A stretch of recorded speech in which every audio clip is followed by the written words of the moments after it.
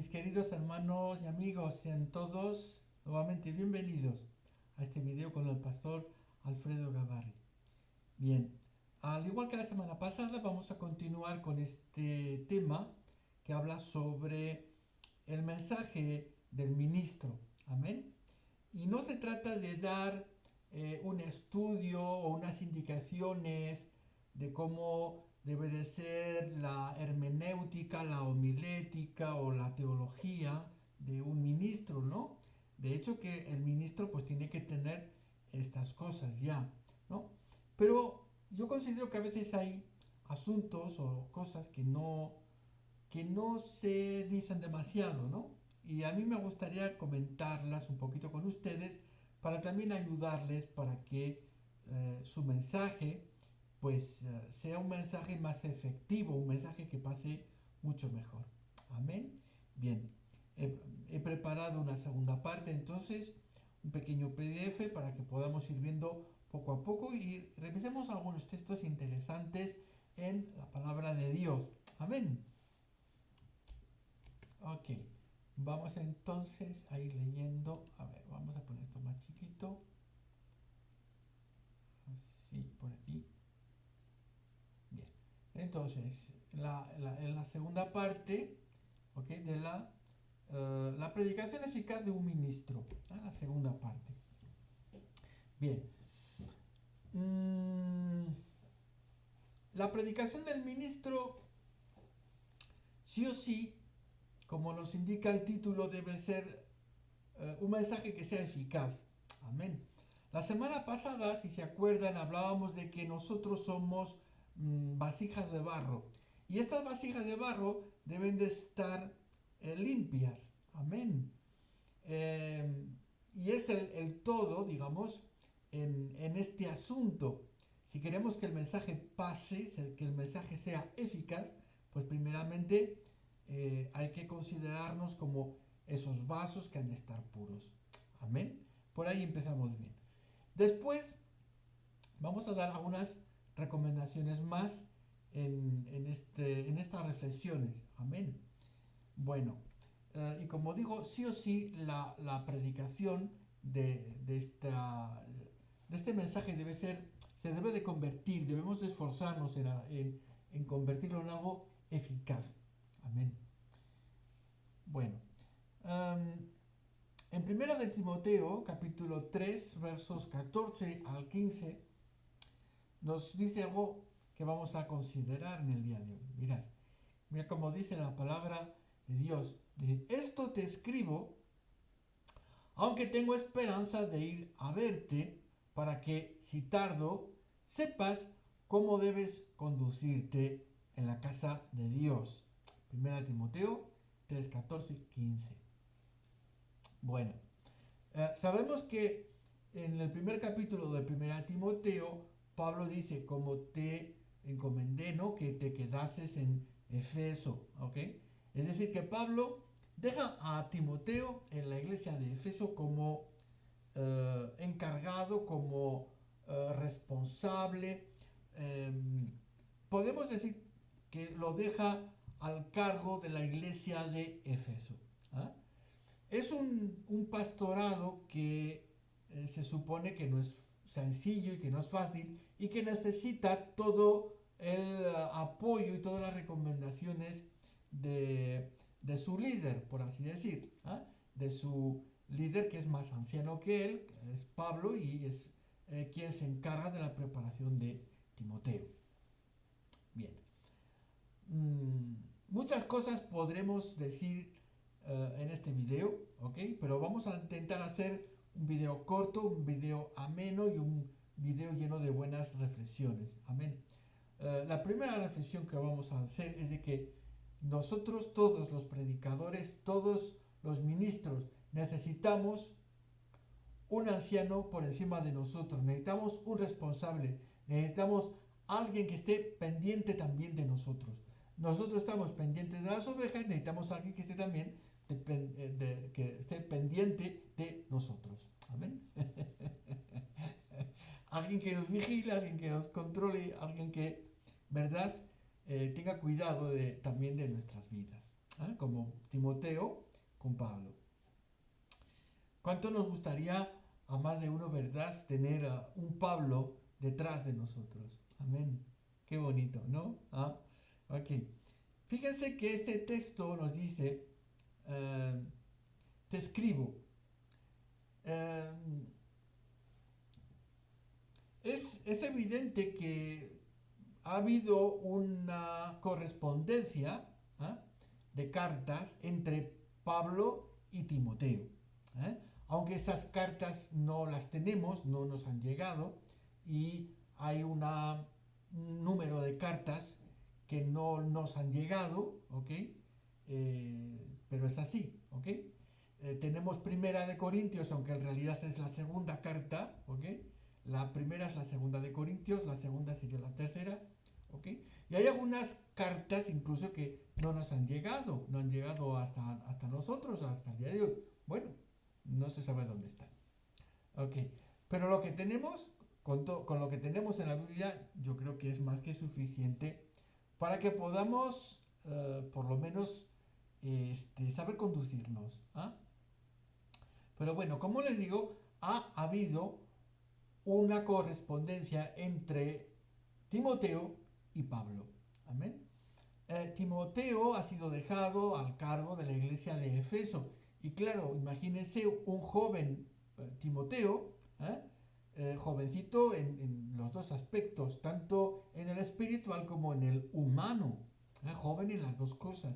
Y necesita, claro, de los consejos de su anciano, de consejos de su responsable. Amén. Y este consejo que le da en el capítulo 3 es tremendo. Te escribo, aunque tengo esperanza de ir pronto a verte, para que si tardo, fíjense, para que si tardo. Es posible que tarde, pero por si acaso, mire, te mando estas cosas, te escribo estas cosas, para que sepas cómo debes conducirte. Amén. Entonces, reflexión importantísima que sacamos de aquí.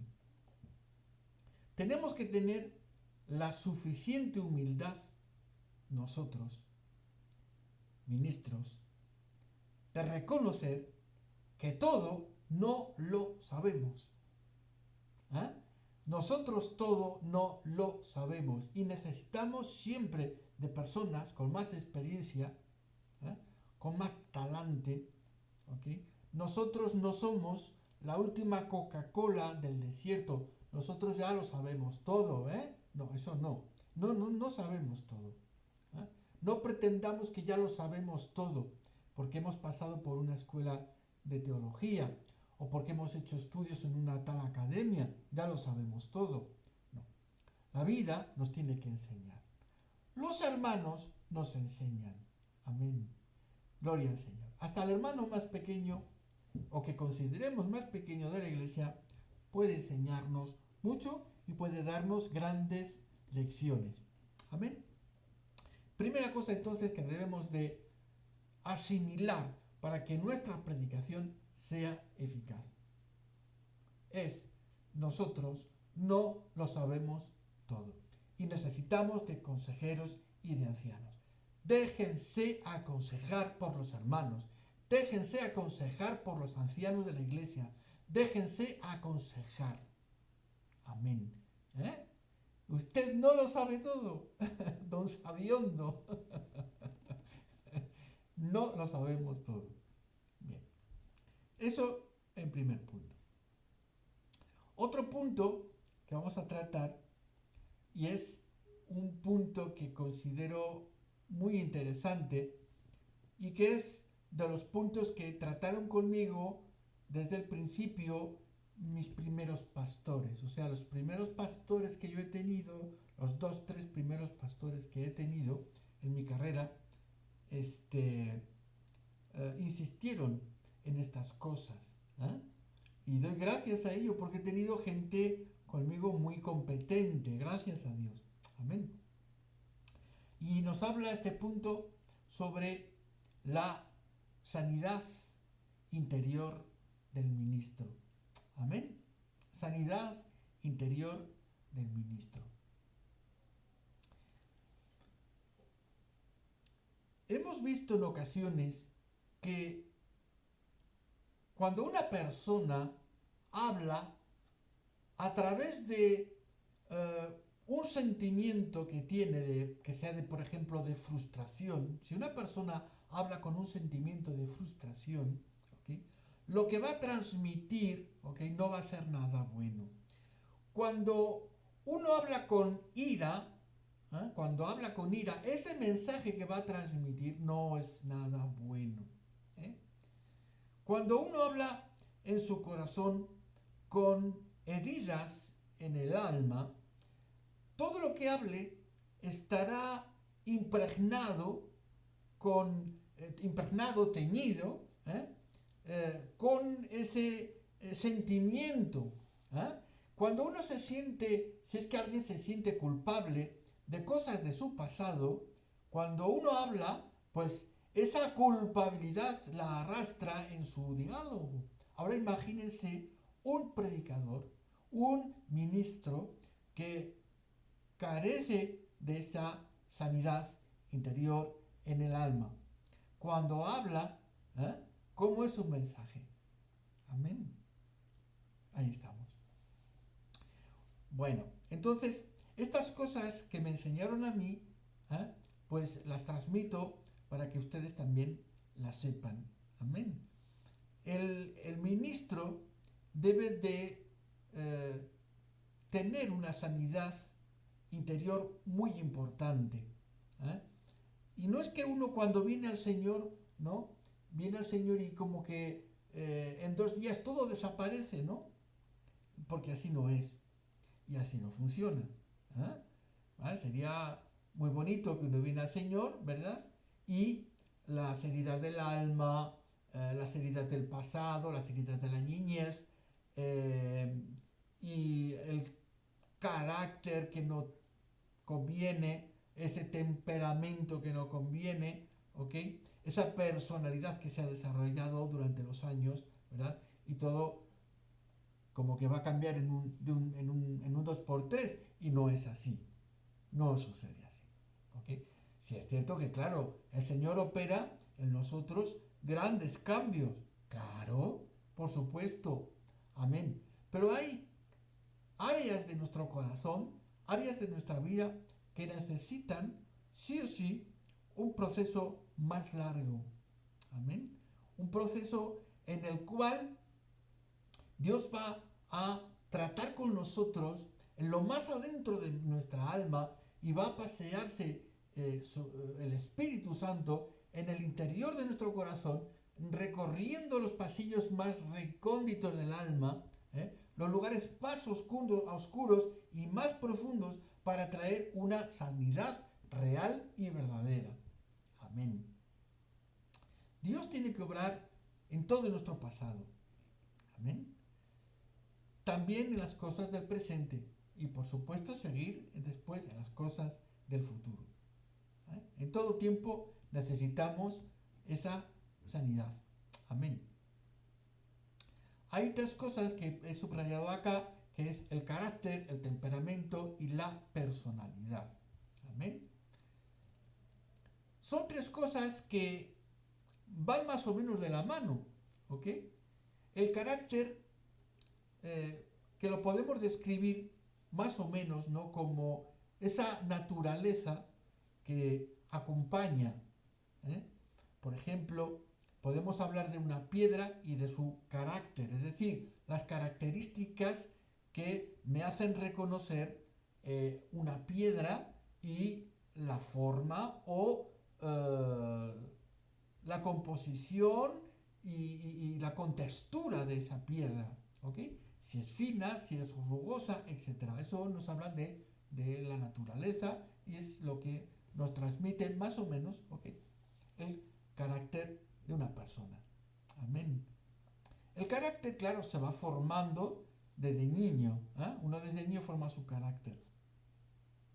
Pero hay a veces que se necesita, tanto el carácter, el temperamento y la personalidad, una intervención divina, porque a veces, ¿verdad?, por los golpes de la vida, por ciertas frustraciones en el pasado por muchas cosas. Yo creo que ustedes más o menos están entendiendo lo que quiero decirles. ¿eh? El carácter, decimos entonces que es como esa naturaleza, ¿ok? El temperamento, ¿ok? Que es otra característica diferente, pero que tiene que ver con un sentimiento que vamos desarrollando en el interior. El carácter se ve más bien en lo exterior, en lo fuera. La gente cuando ve, lo que ve es tu carácter, ¿ok? Y lo que sacas de lo adentro es más el temperamento, ¿ok? Ese temperamento. Pero bueno, y lo que se va formando poco a poco es la personalidad, ¿ok? Estos tres conceptos, digamos que van un poquito de la mano uno del otro, ¿no? Pero que necesitan también la intervención divina. Amén. Antes hablábamos de Timoteo, ¿verdad? Que ha sido dejado en la iglesia, ¿verdad? De Éfeso. ¿Ah? Y imagínense si Timoteo hubiese transmitido el mensaje divino a través de su carácter, de su temperamento o de su personalidad. Bendito sea Dios. Amén. Mirad, nosotros somos seres humanos y el mensaje sí o sí lo transmitimos a través de lo humano, porque no somos dioses, ¿ya? Seguimos siendo seres humanos, seres imperfectos, y el mensaje lo transmitimos a través de la imperfección. Si bien el mensaje es perfecto, lo estamos transmitiendo a través de la imperfección. Es así, y no podemos hacer otra cosa porque somos como somos en nuestra naturaleza que nos acompaña. Ahora, el poder del Espíritu Santo es capaz de tratar con nosotros para que nuestro pasado sea cambiado. Es decir, que esa personalidad que se ha ido forjando durante los años, con ese temperamento, ¿no? Con ese carácter, ¿ok? El Espíritu es capaz de transformar y de cambiar todo eso para que el mensaje pueda pasar mucho mejor. Amén. Se trata de que el mensaje pase por Dios, es decir, que es Dios quien habla, no tu carácter, no tu temperamento y no tu personalidad, la que hablan. Amén. Si cuando tú abres la boca está tu carácter, tu temperamento o tu personalidad detrás del mensaje, peligro, peligro, peligro. Porque no es el mensaje de Dios el que habla, ¿eh? Hay un filtro que puede malograr todo y es tu carácter, tu temperamento o tu personalidad. Amén. Gloria sea para Dios. Amén. Bien. Mis pastores me decían, por ejemplo, que la palabra de Dios no se puede nunca transmitir a través de las heridas del alma. Si transmites el mensaje de Dios a través de tus heridas, de tu pasado, de tus vivencias, ¿ok? El mensaje será un mensaje que está malogrado y que carece de tres cosas que he apuntado acá, ¿ok? Ese mensaje va a carecer de inspiración, va a carecer de autoridad y va a carecer de misericordia. Tres cosas que son importantes. Fíjense. 1 Timoteo 1:15 nos dice: palabra fiel y digna de ser recibida por todos. ¿Eh? Ahora, la pregunta que nosotros debemos hacernos es, cuando yo predico, cuando yo transmito ese mensaje, ¿es palabra fiel y digna de ser recibida por todos? Amén. Esa es una buena pregunta, amén, que merece toda nuestra reflexión. Amén. Gloria al Señor. El segundo punto, autoridad. 1 Timoteo 4:12 al 13 nos dice: ninguno teca en poco tu juventud, sino sé ejemplo de los creyentes en palabra, conducta, amor, espíritu, fe y pureza. Amén. Es decir, la autoridad tiene que ver con el ejemplo. La autoridad emana, tiene su fuente, tiene su raíz en el ejemplo. Amén. Cuando predicas con el ejemplo, tienes autoridad. Amén. La autoridad no es de que, no, a mí me han dejado a mí responsable. No, no, aquí yo soy el pastor. No, no, no, aquí mando yo. ¿Cuántas veces no habremos escuchado estas cosas, estas frases, tan mal dichas y de tan mala procedencia? Aquí mando yo, aquí se hace lo que digo yo, aquí yo soy el pastor, aquí yo soy la autoridad. Más bien esa persona está actuando con autoritarismo, pero no con autoridad. Porque la autoridad tiene que ver con el ejemplo. Y si la persona no es ejemplo, ejemplo en humildad, en mansedumbre, en templanza, en todas esas cosas, pues entonces no predica con autoridad, no habla con autoridad. Amén. Timoteo no hizo alarde de autoritarismo en ningún sentido. Lo que Pablo le dice que la autoridad que él tiene reposa 100% en su conducta. Le dice, tú no te preocupes que ninguno tenga en poco tu juventud, pero sí, eso sí, tienes que ser ejemplo. Ser ejemplo de todo, en todo. Palabra, conducta, amor, espíritu, fe y pureza. Tremenda lección que nos da aquí el apóstol Pablo. Amén. Ahora, la pregunta que debemos de hacernos es, ¿tenemos suficiente autoridad? ¿Tenemos suficiente autoridad? Mediante el ejemplo. Amén. No es de que nosotros nos vamos a imponer, porque tengo un título de pastor y como me han plantado de pastor, pues aquí mando yo. Si piensas así, esa persona está muy equivocada. La persona que piensa así está muy equivocada. Amén. La autoridad de todo pastor le es conferida por los fieles de la iglesia. Si los fieles le retiran la autoridad, ese pastor ya se puede marchar. Es así. Amén. La autoridad. Bien. Y el tercer punto que he subrayado acá es la misericordia. Cuando nosotros predicamos a través de nuestro carácter, temperamento, personalidad, etc., ¿okay? ¿Qué ocurre? Que el mensaje carece de inspiración, carece de autoridad, pero es que también carece de misericordia. ¿Cómo vamos nosotros a tener una predicación eficaz cuando estamos a veces predicando, cuando una persona puede predicar sin misericordia? Es decir, juzgando, por ejemplo, quieres juzgar a los demás con dureza. Quieres juzgar a los demás con mucha dureza, con la misma dureza que te han juzgado quizás a ti. Ahora tú quieres juzgar también a los demás. Fíjense lo que le recomienda Pablo a Timoteo. Le dice, no reprendas al anciano.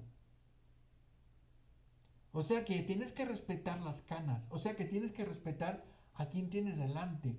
Tienes que respetar a todas las personas que tienes delante. Amén. Cuando hablas con un creyente, cuando hablas con un no creyente, tienes que guardar mucho respeto. Se trata de una persona igual que tú. No tienes, ¿cómo decir? No eres más que los demás. El hecho de que te hayan consagrado como ministro no te da derecho para creerte más que los demás o creerte por encima de los demás, ¿ok? Sino que tienes al revés. Te han puesto un título encima, ¿ok? Te lo han tenido que grabar en tu corazón a fuego y ese título es siervo. Eres un siervo y estás hecho para servir. Amén. Si no has comprendido eso, pues es que te equivocaste de oficio. Simplemente. Amén. Y sí, alguien puede predicar sin misericordia, puede hablar sin misericordia, ¿eh? Queriendo que los demás reciban los mismos golpes que él quizás haya recibido en el pasado. ¿Eh? Pero Pablo recomienda a Timoteo y dice, no reprendas al anciano, exhórtale como a padre. ¿Cómo se habla a un padre? ¿Eh? ¿Cómo hemos hablado a nuestro papá? ¿Eh? Con respeto. ¿Eh? Le hemos hablado a nuestro papá y a nuestra mamá siempre con respeto. Así tenemos que hablar a todos los demás en la iglesia, siempre con la cabeza agachada y con mucho respeto. Con la autoridad, claro que sí, sin autoritarismos, con autoridad, pero con respeto. Amén. Nos habla de a los demás jóvenes como hermanos, ¿eh? A las ancianas como madres. ¿Mm? Habla también de las jovencitas, ¿ok? Cómo uno debe de conducirse, cómo debe de hablar. Amén. Y si tengamos estas cosas en cuenta, ¿por qué? El mensaje eficaz, ¿eh? A veces hay de estos cursos que yo llamo americanizados, ¿ok? Americanizados en el sentido de que se piensan que con un método se puede hacer todo, ¿ok? Todo con un método. ¿Eh? Aplicando un método, aplicando una frase, aplicando una serie de reglas y ya el mensaje ya es eficaz. ¿Eh? Predicas así, esto, apréndete bien la hermenéutica, la homilética, estos puntos de teología, ya está, y el mensaje ya es eficaz. Y no, no es así, el mensaje no es eficaz de esa manera, en modo alguno, porque puede saber mucha teología, puede tener mucha fraseología un predicador, ¿ok?